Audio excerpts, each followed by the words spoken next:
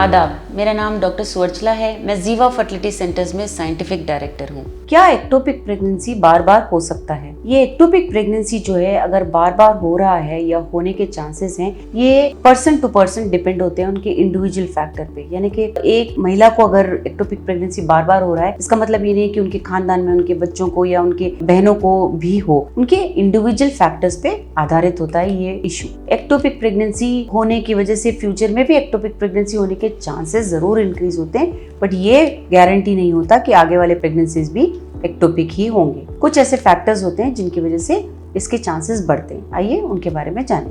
पहला तो है अंदरूनी फैक्टर्स। अगर कुछ ऐसे इनिशियल फैक्टर्स हैं जिनकी वजह से एक्टोपिक प्रेगनेंसी हुआ है, जैसे कि ट्यूब में कोई प्रॉब्लम है, डैमेज है, इन्फेक्शन है, या उसे ट्रीट नहीं किया गया, उसे क्लियर नहीं किया गया, तो जो रिस्क है एक्टोपिक प्रेगनेंसी का इस बार भी बढ़ सकता है। और हिस्ट्री अगर रहा है, यानी कि आपको बार बार एक्टोपिक प्रेगनेंसी हो रहा है, प्रीवियसली हुआ है, तो भी आपको एक्टोपिक प्रेगनेंसी हो सकता है। एक्टोपिक प्रेगनेंसी का रिकरेंस रेट यानी कि दोबारा से होने का रेंज 10 to 25% तक रेंज करता है, और ये एज पर आधारित होता है। प्रीवियस एक्टोपिक प्रेगनेंसी किस लोकेशन पे हुआ, ट्यूब में हुआ या सर्विक्स में हुआ या ओवरीज में हुआ, कहाँ हुआ, उस पे आधारित होता है। और ट्यूब में कोई अबनॉर्मलिटीज है क्या, उस पे भी डिपेंड होता है। ट्यूब के हेल्थ पर भी ये आधारित होता है। ये ट्यूब का जो हेल्थ होता है बहुत इंपॉर्टेंट फैक्टर होता है। अगर ये हेल्दी और अच्छे से फंक्शन कर रहे हैं तो जो रिकरेंस का चांस है वो कम रहेगा। लेकिन अगर ऑलरेडी उसमें डैमेज हुआ है, स्कारिंग हुआ है ट्यूब्स में, तो दोबारा एक्टोपिक प्रेगनेंसी होने के चांसेस होते हैं। अगला है ART,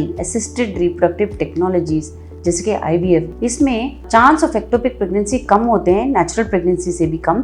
लेकिन ये कहना करेक्ट नहीं होगा कि इससे एक्टोपिक प्रेगनेंसी बिल्कुल नहीं होगा, ऐसा नहीं है। बट नेचुरल कंसेप्शन से थोड़ा कम हो सकता है, स्पेशली अगर ट्यूबल फैक्टर्स पहले से हो, रिस्क फैक्टर्स हो, तो IVF से भी आपको ये एक्टोपिक प्रेगनेंसी हो सकता है।